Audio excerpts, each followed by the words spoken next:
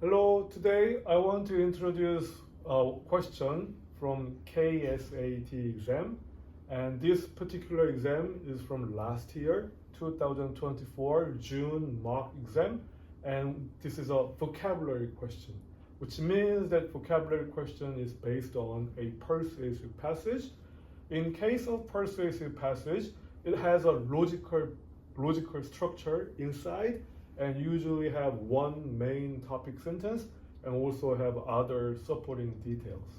So when you approach this kind of exam question, I want you to be aware of the logical structure. Also, I want you to be aware that this entire passage works as a one piece of the exam, which means that all the vocabularies and sentences exist in order to explain the topic sentence. They don't say different things. They try to deliver the different message, and I want you to be aware of that structure. And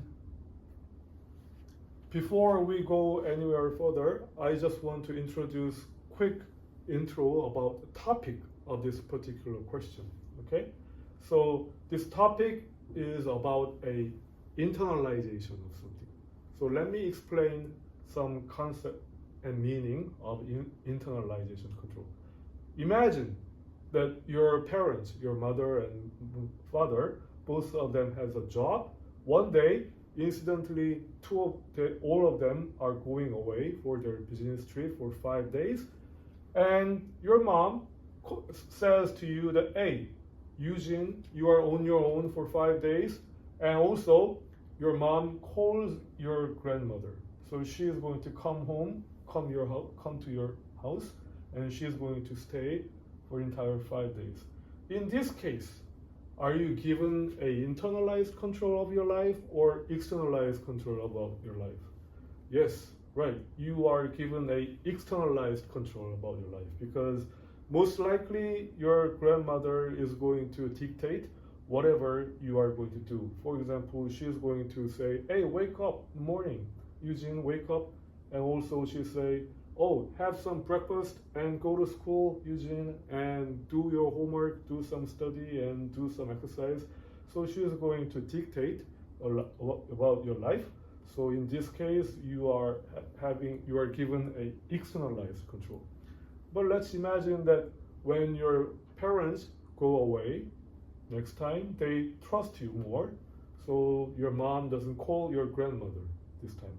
So you don't have your grandmother staying with you for 5 days.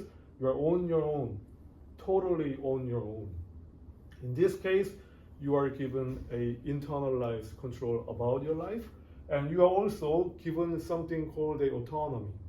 Autonomy means that being a right or the power that you are able to do on your own delegation.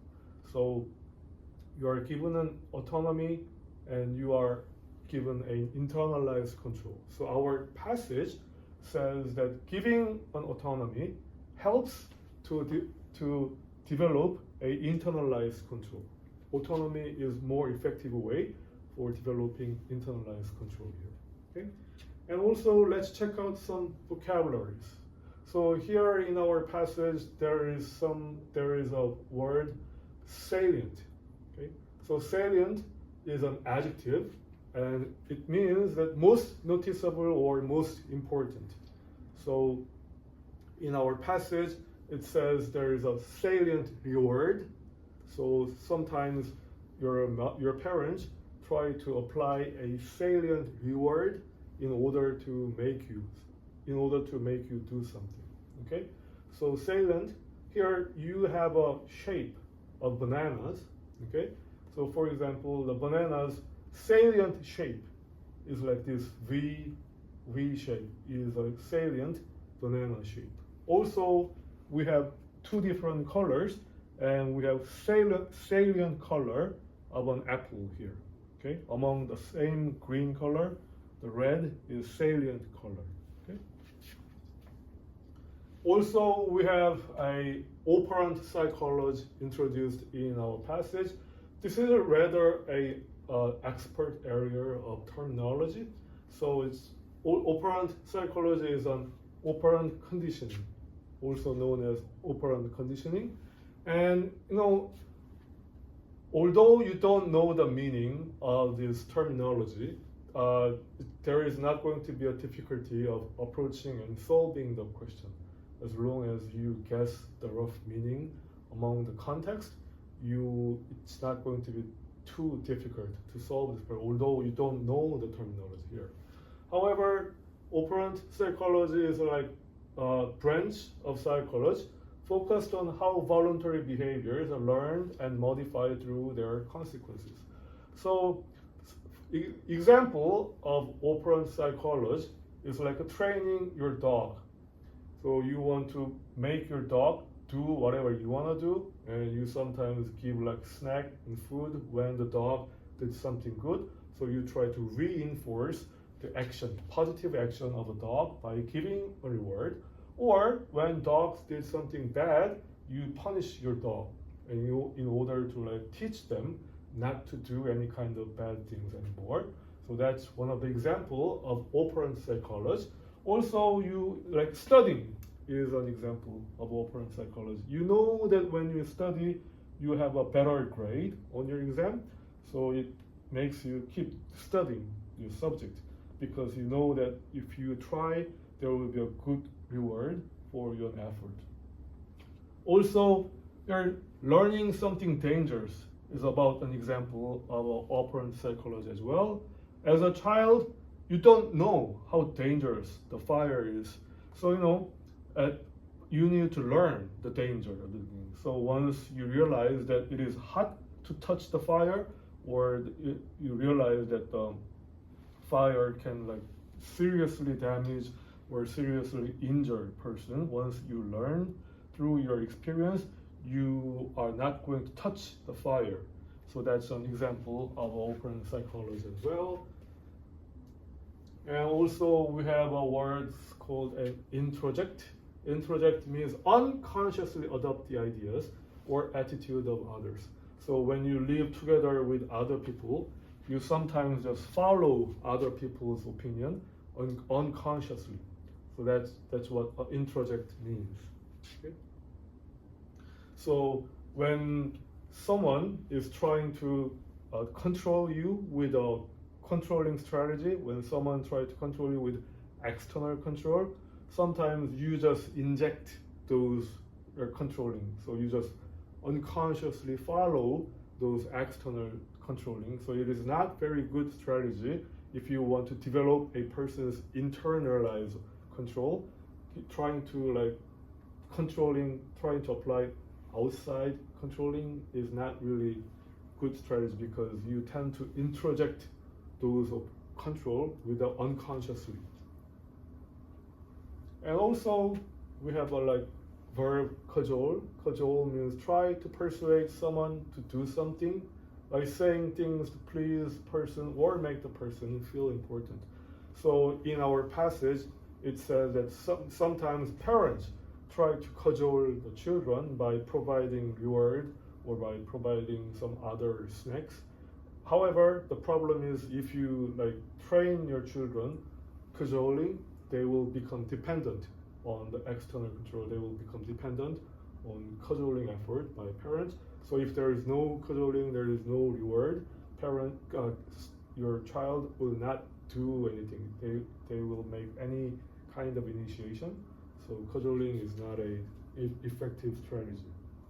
Also, I want to introduce some of the structure used in our passage. So we have the more clause and the more clause. So many of you already know this phrase. So we can use not only just the more, we can use other comparative adjectives. So the comparative adjective, or the more clause, the more clause. So this clause is used to show a cause and effect relationship. Okay? So here, example is the more you practice, the better you get. So if you practice more, if your practice increases, your skill improves as a result. So usually it explains the cause and effect relationship. And now the structure of our passage. So I don't say that you need to memorize all these different types of structure introduced in the KSAT exam. It's impossible and it's meaningless. However, if you know some frequently introduced some pattern, and if you are aware of this structure, it definitely help you to like induce or to like understand the material. So like I want you to be aware of this kind of structure, and I want you to think of the structure before you attack your passage here. For this particular passage, question number 30, it's quite complicated structure because it's a 3-point question. It has a complicated questions. Other easier passages have relatively simple structure. Okay, so it begins with its thesis, which means a topic sentence. So directly beginning the passage with your topic sentence is not very open, but yes, sometimes it happens. So it explains that the autonomy is really key factor for developing an internalized control. Then it introduces problem when you try to control someone like externally. It becomes problem, and it clarifies problem. What kinds of problem exactly we can expect by applying those problems. Then again, it in the mechanism section, it explains in more detail how autonomy can help developing internalized control, and also it explains the consequence of applying those sequences, then introduce example, and again, in the elaboration section, it explains more in detail why autonomy is important for developing internalized control, and providing the contrast and solution at the end, and it wraps up the passage here. So this is the some of the example of the structure, and number 30 has this kind of structure inside. And our passage here. So we need to identify the vocabulary which is not appropriate in terms of context here. Okay. So internalization depends on support for autonomy. So as a thesis statement, autonomy is really important for internalization. And contexts that use controlling pressures least likely to lead people to value activities as their own. So sometimes we try to apply a controlling strategies, such as like a salient reward or punishment. So by providing reward or punishment, sometimes we try to control externally control people, but this is a least likely to lead people to value their own action. This is not to say that control don't work to produce behavior. Decades of operant psychology prove that they can. Of course, applying external strategy, external control do produce behavior sometimes. So throughout the history of the research data of operant psychology, it shows that external strategy, external controlling produce a internalized behavior. However, it is not important. It is not effective. It is rather more salient the external control over the person's behavior, the more the person is likely to merely externally regulated or introjected in his or her own actions. So the more you try to externally control people, the more people become dependent on your regulation, and they just subconsciously follow your external control. So consequently, person does not develop a value or investment in the behavior, but instead remain dependent on external controls. So as a result of your external control, person does not develop their internalized control, rather they dependent on the external control, ironically.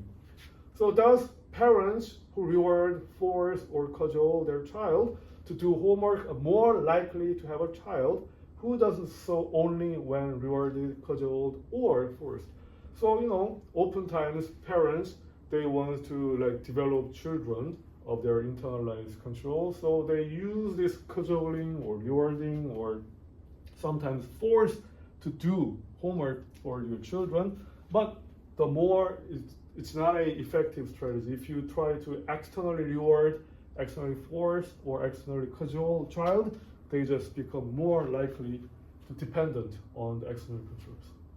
So the salient of external control drive the acquisition of self-responsibility. From the beginning until here, we are talking about trying to external control is not effective strategy for developing internalized control. Suddenly it says the salient of external control drive the acquisition of self-responsibility. So if you try to externally control the people, they will easily acquire self-responsibility. So it is something that's opposite of what we've been talking about here. So I guess number 4, drive, is like not appropriate in this case. We need to choose something opposite, like or decrease, or so we need to choose something opposite with the drive. Okay? And here, so answer is number 4.